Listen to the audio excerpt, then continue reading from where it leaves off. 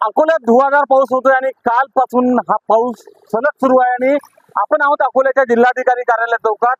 आपण पाहतो की कशा पद्धतीनं हा धुवाधार पाऊस सुरू आहे आणि रस्त्यावरची गर्दी जी आहे ती अतिशय कमी दिसते. एरवी या वेळेला हा चौक अतिशय गजबजलेला असतो, लोकांची मोठी गर्दी इथे असते, आंदोलनं आणि निवेदनं देणाऱ्यांची मोठी गर्दी या चौकात असते. मात्र कालपासून पाऊस धुवाधार सुरू असल्यानं अकोलेकरांनी आता घरीच आराम करणं पसंत केलंय.